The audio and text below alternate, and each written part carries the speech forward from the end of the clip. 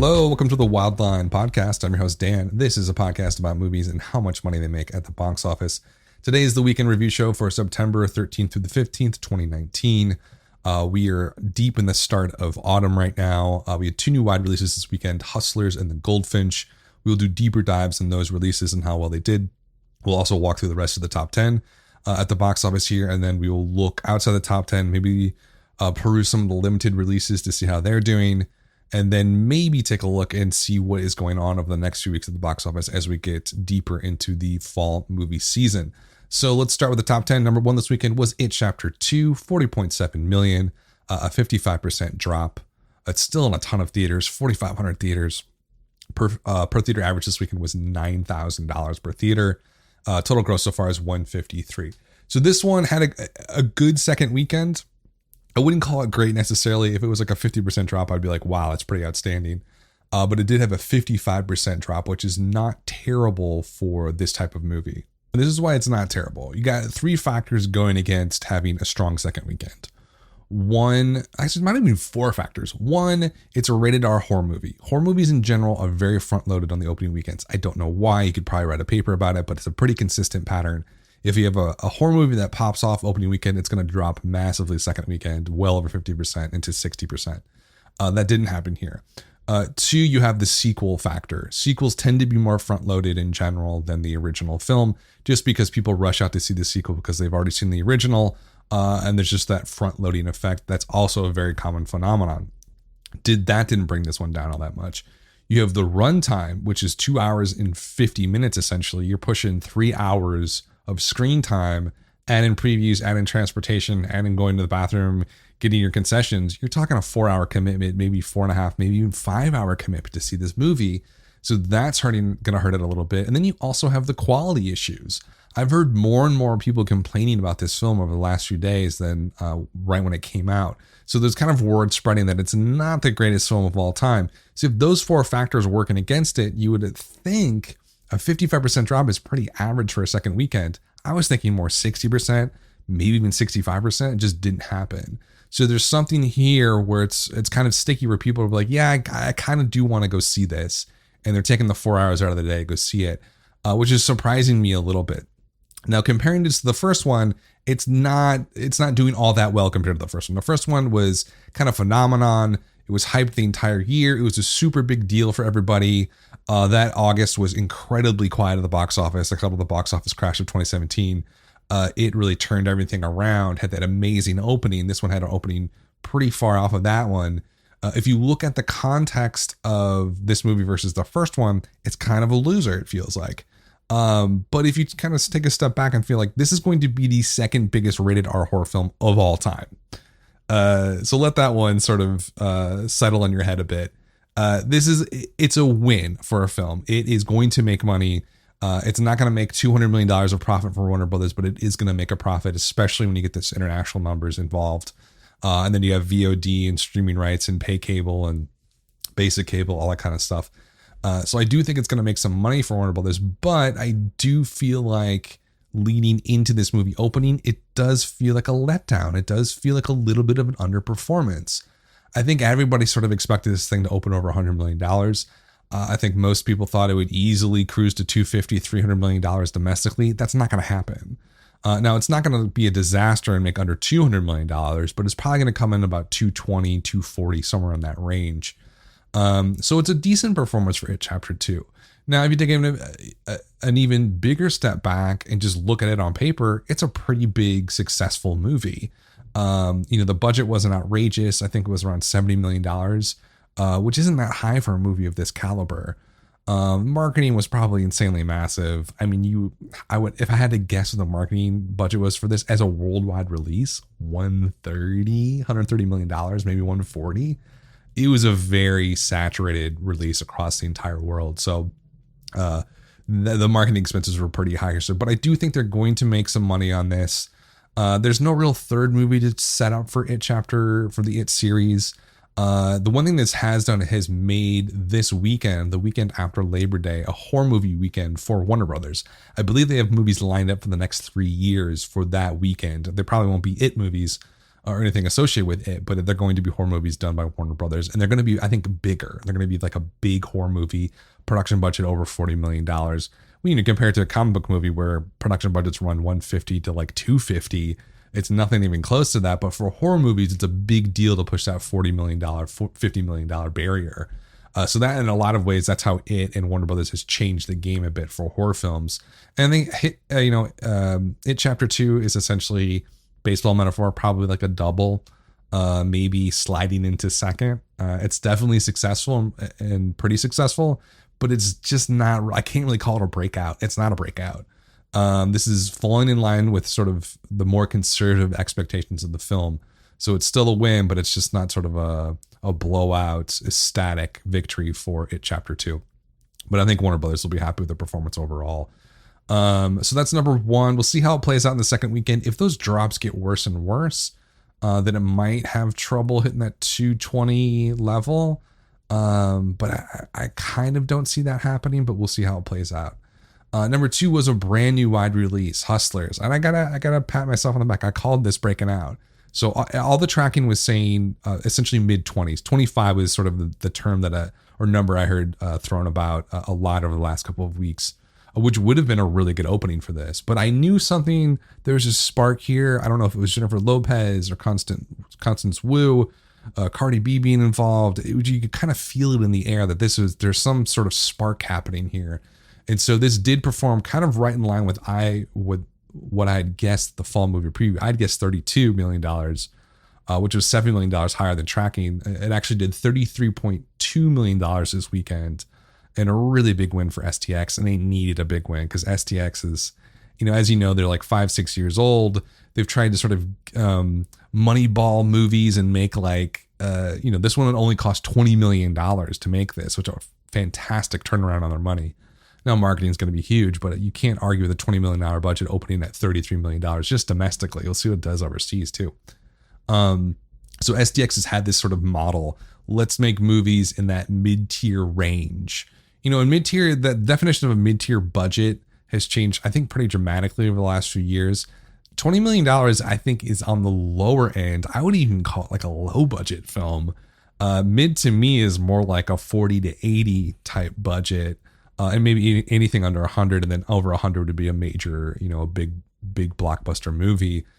So this being at 20 million is a really great achievement here. Definitely on the lower side of the mid-tier movies in terms of budgets. This is sort of STX's bread and butter. This is what they wanted to do, and this is kind of one of this and The Upside and Bad Moms, kind of the three big wins so far as a studio. Now they've had tons of misses. And I think the financial stability of the company was called into question a few months ago. We weren't really sure how long they're going to stick around, but if they continue to find hits like Hustler, which I believe they actually took from Annapurna. I think Annapurna is technically the producer of this film, along with maybe one or two other production companies. But SDX, I think, took it over because I don't think Annapurna had enough money to market the thing, which is so ridiculous. Let's take a deeper look at the quality of the film and see what critics thought and audiences have been thinking about this one. So Hustlers now sits at 88% in Rotten Tomatoes. From top critics, same score, 88%.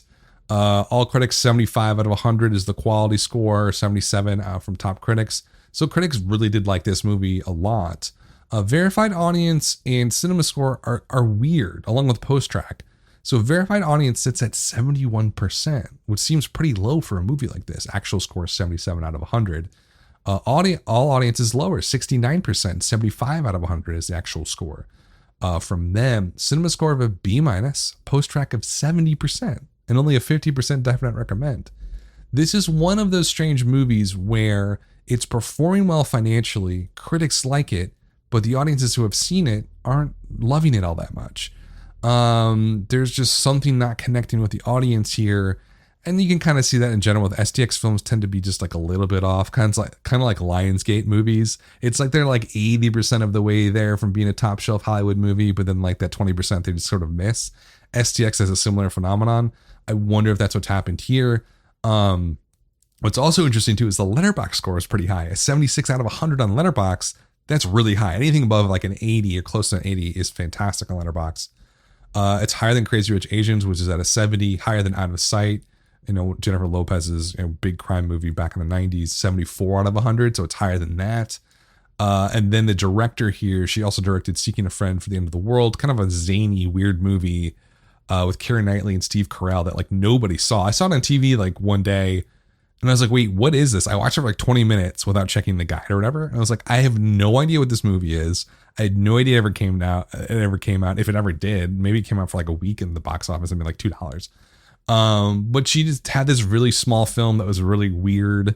It's a bizarre movie. And this is kind of a big win for everybody involved here. I mean, this is for a $20 million movie to make 33 on domestic opening weekend, with the potential of it pushing $100 million in the domestic market in US and Canada for its entire run.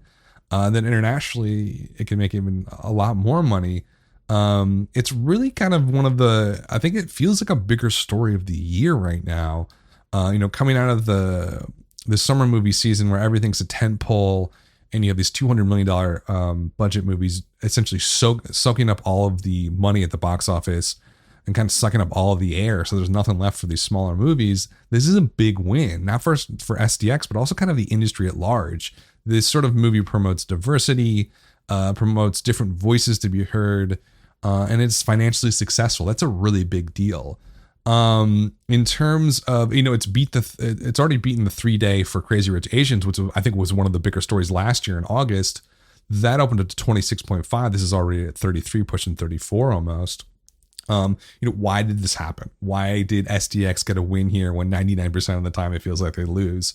I think, a lot of it has to do with J-Lo, and Constance Wu and Cardi B and their social media footprint and their ability to essentially get free advertisement for the film that you wouldn't normally get. You'd have to spend millions upon millions to get what J-Lo can do in a single tweet or Instagram story or whatever.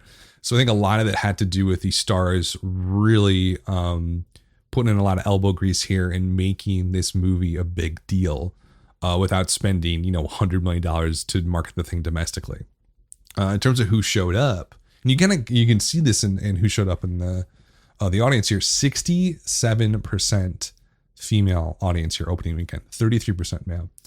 Now, to compare that to a normal film, like of all ticket buyers throughout the year, 53% are male, 47% are female. So this extremely over-indexed in the female side of things, which is fantastic. 31% under 25, which is a pretty standard. Average movie-going audience is about 34% under 25.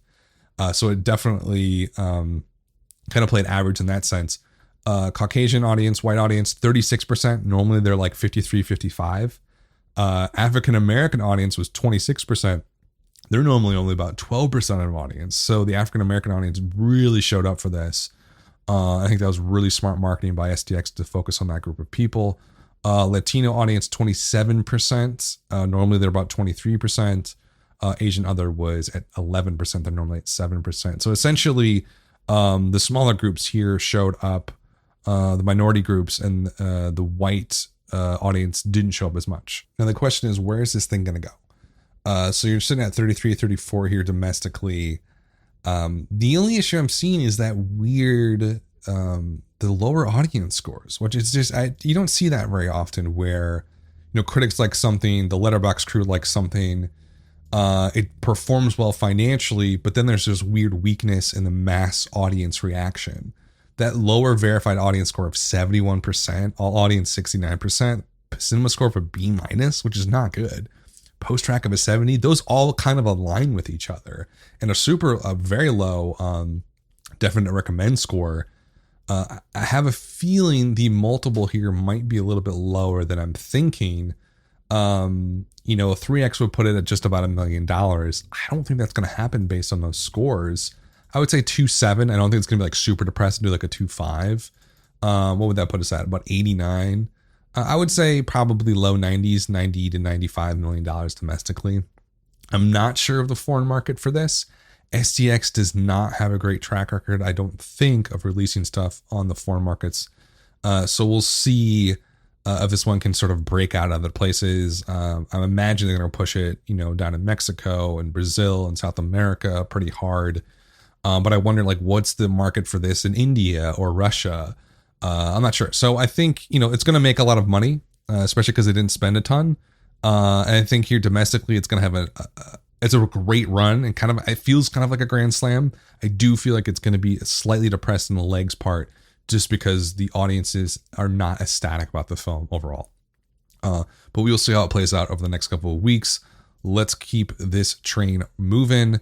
So that was number 2 this weekend. Number 3 was Angel Has Fallen. So how is this thing still sticking around? 26% drop. How is it having such low drops? It's bizarre.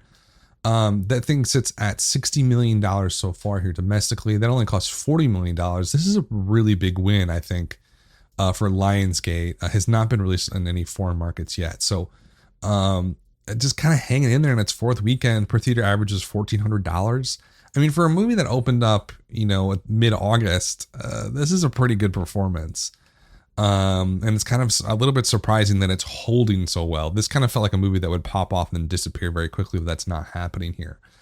So a good run for Gerard Butler. We'll probably see another one now, because if they kept the cost down, only $40 million production, who knows how much marketing was, but if it's performing this well and can do the same kind of overseas, then we'll probably see another Angel Has Fallen or whatever Has Fallen movie here in a couple of years. That was number 3. Number 4 was Good Boys, 4.2 million. Also a great drop, 22% drop. I wonder why drops are so good this weekend. Was there like a holiday that I missed or something? Because these are very low drops. 22% drop. That sits at $73.3 million here domestically. That also only had a $20 million production budget. So that's a great run for that. Foreign so far 18, so worldwide it sits at $91 million. That's going to end up being a bigger win for Universal this year, just because they kept the production budget so low. Number 5 was Lion King, and its 9th weekend, an 18% drop. I mean, just amazing drops here. $1,500 in its 9th week. Sits at $534 million total here domestically. Let's take a look at worldwide on that one. It's in at 1.6 billion worldwide, 33% domestic, 67% foreign, which totally makes sense with a movie like this. I mean, it's a huge win, massive win. Disney Plus is coming out in essentially 2 months. It's going to be priced, I think, at $6.99. It actually already started in the Netherlands. I think they're probably just like testing it out in one country just to work out all the problems before they do the wide sort of release here in the States. But that's going to be a huge deal. And Lion King, it'll definitely premiere in streaming on Disney Plus. Not when it launches, of course, but whenever it hits that probably like 6 month to 8 month window, they have to get all the money from so the normal release schedule now would be 90 days after it gets released, which is actually not that far off of, because it did get released back in July. We'll hit the VOD rental and then EST electric sell through digital copy of the movie for like $20. And then of course the Blu-ray DVD stuff, 4K, all that jazz. They'll do that for a while, probably for 3 to 4 months, and then push it onto Disney Plus. But that's going to be a huge deal when that goes on that service. It'll probably get a lot of new subscribers. Not that they're going to need any help. I just feel like Disney Plus has really aligned itself well with their streaming service, and I think it's going to be a kind of a grand slam right off the bat when it launches in November here in the US. So Lion King was number 5. Number 6 was Fast and Furious Hobbs and Shaw, 2.7 million. Also a great drop, 27% drop. What are we looking at here? 168 here domestically. It's on a $200 million production budget. I think the overall story here is this is an international film. It's not necessarily an American film. The breakdown is 22% domestic for US and Canada, 77% foreign, which we talked about a lot about this movie. So if you looked at the domestic number, you'd be like, yeah, that's not very good for a $200 million production budget. But if you look at worldwide, it sits at 740. So it's way past its profitability sort of guidance there, which I think was around $600 million. Or at least that's what sources said on Deadline. So this is actually a pretty big win. This is one of those movies that I had written off the first probably 4 weeks, but it's performed so well on the foreign market that it's going to be a pretty nice little profit here from Universal. And maybe we'll see more sort of offshoots, more Fast and the Furious present movies coming in the future. Number 7 was Overcomer. This is the faith-based film. Not doing that bad. I also wrote this one off in the first or second weekend of release, but 26% drop, sits at $29 million right now. Only $5 million Blumhouse level production budget on Overcomer. So I'm sure they're going to be happy with that. I mean, it's going to make money, I would imagine, unless they spent like $50 million to market it, which I don't think they did. But that's a decent performance for Overcomer for a very niche audience, I must say. $30 million is pretty good. Number 8, we had a new wide release opener, the Goldfinch. God, I was way off on this. So tracking had the Goldfinch at about 12 million. And in my fall movie preview, I was like, well, you got Warner Brothers involved. It's a huge book. They're going to push it out pretty wide. There's no way it's going to go under like $10 million. There's no way. I thought it like 14 million bucks. I thought it was going to do better than people were suggesting. This thing came in at 2.64 million on its opening weekend. It opened in 2,500 theaters. Its per theater average hovered around $1,000 for the weekend. Production budget on this was way higher than the other movies we're talking about. $45 million for this. This is just, it's one of the worst wide release openings ever. So what happened here? Let's take a look at the quality real quick. Rotten Tomatoes score of a 29%, red flag number 1, top critics 11%. Real scores 45 from all critics, 42 out of 100 from top critics. So the critics basically ravaged this film. They hated it. Verified audience score was 74%. That's actually higher than Hustlers. 78 actual score, all audience 78%, and 80 score from them. No post track, no definite recommend, unfortunately, that I can track down. Cinema score of a B, not terrible. Letterbox, Film Nerds, Film Twitter, essentially 56 out of 100. Similar films like Ansel Elgort was in Fault in Our Stars, kind of seems related, 64 out of 100. Brooklyn, John Crowley was the director, I believe, also director of Goldfinch, 76 out of 100 that one got, so that was definitely an art film. I just picked that one for juxtaposition. I also picked The Snowman, which had the same writer as the Goldfinch. Obviously it's a book, but this guy did the adaptation. He also did Snowman, which has a 36 out of 100. And what I'm doing here is I'm trying to track down what happened. Because you have this big book, you have an amazing cast of people, some A-listers, Nicole Kidman, Jeffrey Wright shows up, and a lot of other just awesome actors are in this. You have a built-in audience. You have a pretty good release date here in the middle of September.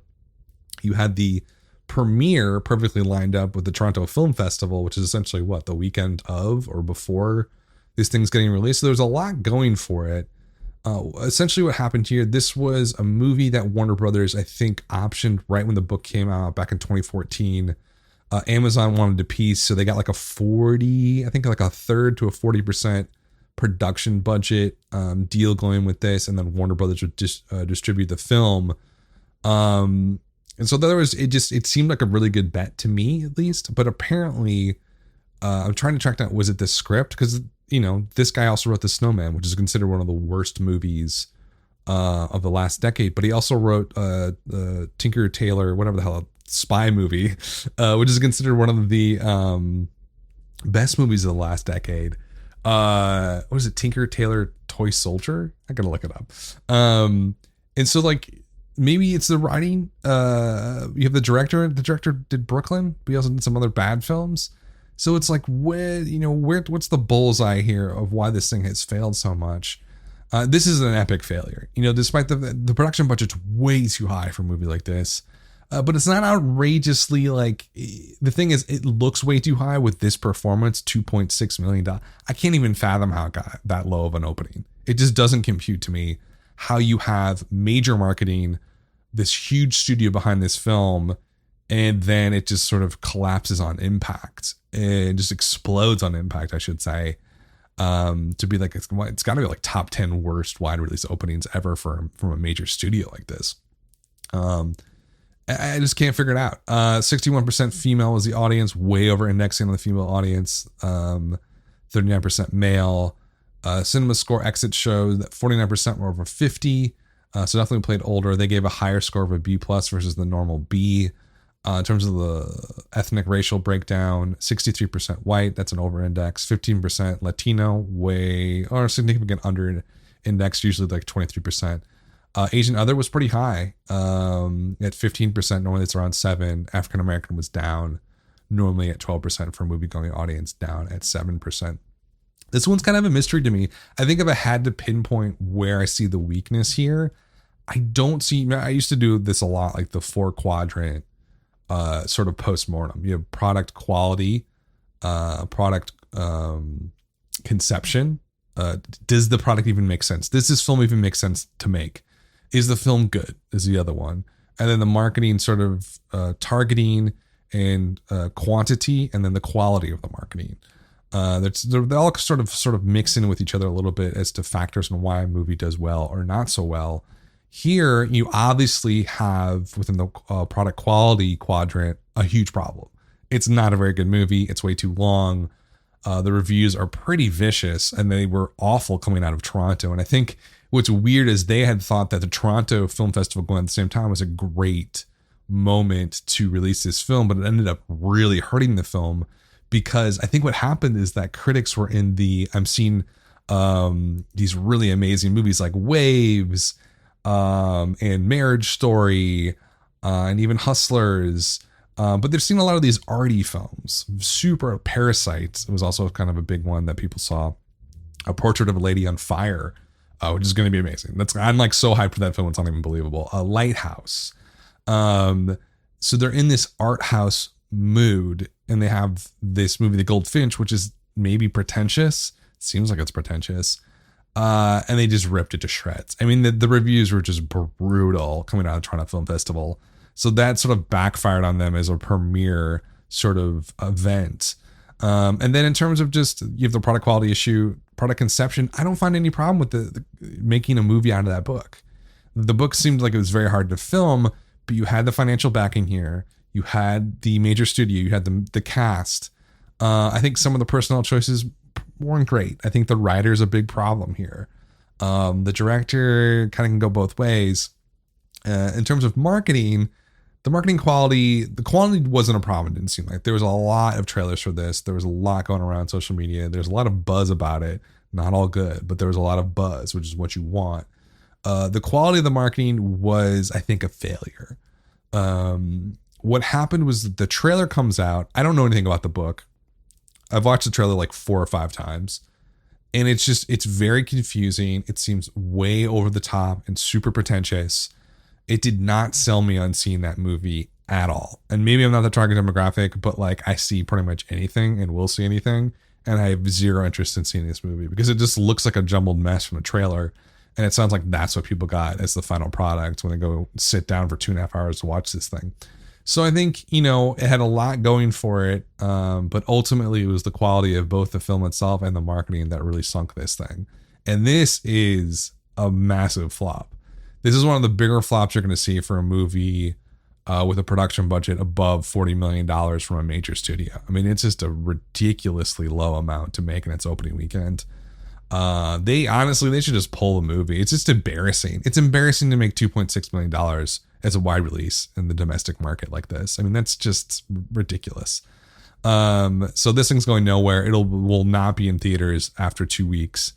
I'm not even sure how much money it's going to make next weekend. It probably could drop 60% because what they're going to do is they're contractually obligated, I believe, to at least play it for 2 weeks. But there's no obligation on how many show times you have to give it. So they might just like give it like a 9 p.m. showtime on some basically normally empty theater and say, hey, yeah, we showed this for 2 weeks. Now get rid of it. Any bigger implications for the failure of Goldfinch? I don't know. Like maybe book adaptations aren't always a home run would be one of them, because this seemed like it had a really good built-in audience here to at least push $10 million opening, but they couldn't get people to show up for it. But beyond that, you got to make really good movies. I mean, it's what it comes down to. People are not going to show up and spend $15, $20 to see a movie opening weekend and 2, 3, 4 hours of their time if it's not an amazing product at the end of the day. And that wasn't the case 20 years ago. You could get people to show up just because they're going to the movies. I want to go to the movies. They didn't necessarily pick what they wanted to see before they went. They just wanted to go experience a movie on the big screen. So studios could get away with stuff that wasn't as good. But now the competition is extreme. Not only is it extreme within the box office itself, also with home entertainment. Home entertainment is just surging right now with, in the golden age of TV still probably. There's a streaming services starting every 2 weeks. There's just so many options not to be entertained, to not go to the movie theater. And the Goldfinch failed because it wasn't a good movie of the day. I mean, I think it's as simple as that. Okay, let's finish up the top 10 here. Number 9 was the Peanut Butter Falcon from Roadside Attractions, 1.9 million. Super low drop, 9% drop. Per theater average was $1,300. It sits at 15 million so far. I had already written this one off. It's done $15 million so far. I think if they keep it at this level, they keep it at, let's say no more than 1,500 theaters, maybe above 500 theaters, and just keep it out there. It's at its 6th weekend. Get it to like 12 weekends and see where it's at. Because the buzz on this is so positive. I see so many sort of people tweeting out, I just saw this movie. It's amazing. It's so good. I do feel like there's a potential for this one to hang on and get some awards noms and maybe increase that box office pretty significantly. Right now at $1,200, $1,300 per theater, that's not enough, I think, to really have it stick around for a couple more months. But maybe they can kind of do the roadshow thing and not push it out too much more and just sort of find the theaters, get that word of mouth going, and maybe it takes off in a couple of weeks. We'll see. Number 10 was Dora and the Lost City of Gold, 1.8 million, 21% drop. Sits at $56 million so far. I think the consensus on that one is not a great performance from the Paramount movie. What else is going on outside the top 10? Scary Stories is in 11. That's at 65 million so far domestically. Not so bad. Brittany Runs a Marathon. That increased 500 theaters. Per theater average was 2,000, which is okay. It sits at 3.8 million. I thought this thing was going to break out a little bit more. They are doing a slow rollout, which I called out last weekend. They are doing a slow rollout on that one, which I commend them for doing. This is Amazon. They're really trying to give it a chance. I just don't know if it's going to take off. I have heard people sort of murmuring about it recently over the last week or so. So that's a very good sign of just the normal person's talking about the film. But we'll see if it's enough to really make it successful at the box office. I think success for that would be like 20 million bucks. So we'll see if it can get there. I kind of doubt it right now, but we will keep an eye on it. Ready or Not sits at $28 million so far. Once Upon a Time in Hollywood still sticking around. $137 million. That's really surprising that it's done that well. Let's take a look at the international net, because it did not open internationally until 2 weeks after the original US date. 192 foreign, so that thing sits at 329 worldwide. That's a pretty good performance for that. Had a high production budget, 90 million, but that foreign run has been pretty good for that. So I think Quentin Tarantino and Sony is going to be happy about that. Anything else? Let's see. Farewell. Where is that sitting at right now? $17 million. I think that's a big win for A24. It's starting to sort of slowly but surely leave the movie theater. But $17 million on a movie like that's pretty good. Anything else? After the Wedding, that was kind of a DOA film. It sits at 1.5 million so far. Monos, or is it Monos? I think it's Monos. This is from Neon. I can't pinpoint this film. I've heard a lot of interesting buzz about it. It's not going to go anywhere, unfortunately. Opened on 5 theaters this weekend from Neon. Only did $8,600 per theater. That's not enough to break out. Not anywhere close. Honeyland also opened up. What are all these movies? I guess Honeyland's been out for 8 weeks, this says. I don't even know how that's possible. That's done nothing. Because the only reason I've heard that movie, because it just, I think it was at Toronto or something, film festival. I don't know. It's not doing well. And then I'm thinking of a different movie. Maybe this is like the documentary. Oh, I must be thinking of the Shia LaBeouf autobiography. That's not what this is. This is a totally different film, of course. So this is not doing well. I don't know if that one's going to do well. It's called Honey Something, isn't it? I don't remember. In any event, ignore me on that one. What else in the limited releases is coming out here? Nothing really. I mean, it's pretty quiet right now. Let's take a look and see what's going to happen in the next couple of weeks. One thing I do want to note too, kind of a side note, is that MoviePass is officially dead. And so I think I did a MoviePass special about a year ago, about a year ago probably, when they started to have problems functioning as a company. Basically, MoviePass was started a long time ago, not a long time, like 6 years ago probably, something like that, 5 years ago. Out in San Francisco, the idea was, hey, you pay $40 a month and you can see as many movies as you want. I was an early sort of adapter to the service just because I went to the movies all the time.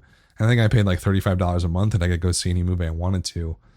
any day of the week. You just kind of go whenever you want to. Really cool concept, but the price was pretty high for most people. It was really kind of meant for frequent movie goers. People go more than once a month. Then someone else came in and essentially said, hey, this is a good idea, but like, let's lower the price to $10 a month and pump up our consumer base, our user base. And then we'll sell to a big company, or we'll leverage that user base to negotiate with the movie theaters, and we'll sort of take a piece. There's some sort of crazy business model that they were thinking about. But when they started to do this promotion, the $10 a month thing, everybody saw it like, this is amazing. Like, and they got all this buzz, and I think they got to about 3 million users. When I was on it, I think it was probably like 50K users. And so it just ballooned and blew up in like 6 months. And essentially, because the business model of the company didn't make any sense. So when you used MoviePass, it gives you a debit card. Hey, I want to go see Avengers Endgame, and I use the credit card. I say, hey, I want to go to see this. I'm going to buy a ticket. That makes the debit card active to buy that ticket. And that's simple as that. But they were paying the movie theater the $16 for the movie ticket, and you're just paying $10 a month. Does that make any sense from a business perspective? Absolutely not. And the CEO and the people on the company had all these weird excuses about how it was going to work out, but everybody with any business sense knew that it was absolutely like, essentially the ship was sinking. It's ironic because the ship was sinking faster the more users they got. It just didn't make any sense for a long-term or short-term play. So the business model didn't make any sense, but it did push Regal, Cinemark, and AMC, and I think Marcus might be doing one too eventually, subscription services, which were already existed in Europe. Subscription, unlimited movies. And there's a lot of sort of caveats to the ones that the major exhibitors released here in the US. But it really did shift the entire industry to some degree in a different direction. And I think it sort of proved, and despite the fact that MoviePass didn't make a whole lot of sense after they lowered the price, before they lowered the price, it made a lot of sense. It just, people were into it then. They didn't even know it existed. After they lowered the price, got like 3 million users, and then essentially went belly up. It did sort of change how people think about going to the movies, which I think is a huge deal here. And I think it also gave a realization to movie theaters and movie theater businesses in general, that people do love going to the movies. Like, they absolutely love the experience. That's going to be the same. It's always going to be there as an option for entertainment and leisure, for the next few decades at least. The question is, how do you survive when home entertainment is essentially taking over that space to some degree? You have to sort of sell the actual experience of going to the theater. That's where you get the leather seats, the recliners, the fancy food, the alcohol, the dinner being served during the movie. These are all very recent innovations in the exhibition business. And they're going to have to get more and more aggressive with that. But it does have a ceiling, right? Like, you can only increase, the leather seats cost you an extra 30 cents for the ticket. The nice food, the nice facilities, that all makes the ticket prices go up. And like, think about a recliner, and then there's less seats that you can put into a theater. Those innovations have worked for a while, and you see that because box office revenue is essentially slowly growing, but ticket sales are pretty way down. So they're making more money off of each ticket sale than they ever have before. And that's how they've done that, is made the experience more luxury. But the MoviePass and now the AMC A-List and Regal, whatever the hell it's called, and Cinemark thing, what they're sort of realizing is that there might be a different business model here to use those facilities and get people to come out to the movies and make some money off of them, as opposed to just increasing the price of the ticket by giving them bells and whistles at the movie theater. There might be sort of a consumptive innovation here of how people go and see movies that might be able to not save the movie theater business. I don't necessarily think it needs saving, but help them be more steady, more consistent in their revenue. Because the thing is, even if people always want to go to the movie theaters, if the industry is really up and down, that can cause a business to go out of business pretty quickly. If revenue drops 30-40% one year over the next, then it's over, right? For that business. It doesn't mean movie theaters are going to go away. It just means that Regal's going to go away or AMC is going to go away. So they want that consistent revenue from a subscription model. So I think it's a big, huge innovation. And it's kind of sad to see MoviePass officially die this week. But they sacrificed themselves on some level and really changed how people go to the movies. So it's a pretty big deal. Okay, let's talk about a little bit about what's happening over the next few weeks here. Ad Astra, Downton Abbey, Rambo: Last Blood. I gotta pull up my fall movie preview and see what I said about these. So I think I'm wrong about Downton Abbey because I've heard a lot of buzz about it. People were talking about it. I just didn't think there was any like leftover audience for that movie, but I think that I might be wrong. It opened in the UK this weekend. I think it did like 6.3, which is really good for the UK, I think. I was saying $8 million opening weekend. That's probably going to be too low, it feels like. I feel like the old folks are going to show up to this one and kind of put it over the top to some degree. So I'm already sort of lamenting that guess. Rambo I have at $17 million. This is Rambo: Last Blood. There's been a lot of trailers. Stallone's been around doing the PR stuff. I think 17 closes out at 45 domestic. Kind of feels still right. Ad Astra, I don't know. Like I was pretty down on this movie in my guess. I said 15 million, $50 million domestic. Pretty good multiplier there. I'm not sure. After the Goldfinch really like face planted, I just don't know how Ad Astra is going to do. Again, there's been like this general buzz about it. It's just, it seems a little bit too weird for most people. So I don't know how it's going to do next weekend. Then you have Abominable on the 27th, which I think is going to do quite well. It just feels like the right time to release that movie. It's got a really good weekend to launch. Not a lot of children's stuff out right now, so I think it's going to have that as a runway to make some good money. Joker's on the 4th of October. I don't know. Like tracking on that just started last week. The tracking's pushing 100 million, which makes sense to me. What did I say for that one? Let's see. I said for the Joker, I said 80 million. That always looks way too low. I think it's going to do 100 million. Could do like a 3x multiplier if it's really good. Sounds like it's really good. So it could be like $300 million for that movie. It's kind of crazy to even think about. And then we're deep into autumn. Then you have stuff like what? Adam Sandler, Gemini Man, Jexy, Zombieland 2, Maleficent, Mistress of Evil, a lot of stuff coming out. But you know, I think the start off the fall has been pretty interesting. I think it has underperformed just a little bit compared to expectations. Hustler has definitely overperformed expectations. And we'll see how the rest of the fall gets underway here. Thanks for listening, guys. I will be back next weekend. This has been the Wildline Podcast.